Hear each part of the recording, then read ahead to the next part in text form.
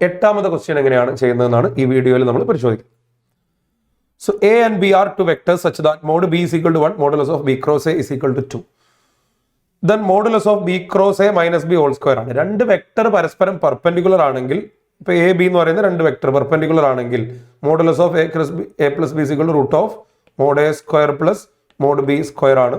അതേപോലെ modulus of A minus ബിയും അത് തന്നെയാണ്, root of mod A square plus mod B square. അപ്പോൾ ചോദ്യം എന്താണ് ഇപ്പോൾ പെർപെൻഡിക്കുലറിനെ പറ്റി സംസാരിക്കാനുള്ള കാര്യം? ഈ എ ബി ക്രോസ് എ എന്ന് പറയുന്ന ഈ വെക്ടറും ബിയും തമ്മിൽ ഉറപ്പായിട്ടും പെർപെൻഡിക്കുലർ ആണ്. കാര്യം ബി ക്രോസ് എ ചെയ്യുമ്പോൾ നമുക്കറിയാം റൈറ്റ് ഹാൻഡ് തമ്പ് റൂൾ എന്ന് നിങ്ങൾ പറയും, വലത് കൈ കൊണ്ട് എ നിന്ന് ബിയിലേക്ക് ക്രോസ് ചെയ്യുക. അപ്പോൾ മുകളിലോട്ടേക്ക് വരുന്ന ആ വെക്ടറാണ് ബി ക്രോസ് എ. അപ്പോൾ ഉറപ്പായിട്ടും ബി ക്രോസ് എ എന്ന് പറയുന്ന വെക്ടർ എക്കും ബിക്കും പെർപെൻഡിക്കുലർ ആണ്, എന്ന് വെച്ചാൽ ബിക്ക് പെർപെൻഡിക്കുലർ ആണ്. അപ്പോൾ നേരിട്ട് ഫോർമുല കൊടുത്താൽ മതി, ഒന്നും ഇവിടെ ചെയ്യാനില്ല. This is equal to root of modulus of B cross A square plus mod B square, because B cross A and B are perpendicular.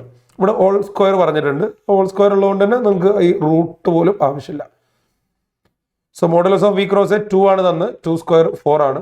Mode B 1 ആണ് തന്ന്, 1 സ്ക്വയർ അഗൈൻ 1 തന്നെയാണ്. So 4 + 1 = 5 is the answer, option 2. That's all about question number 8.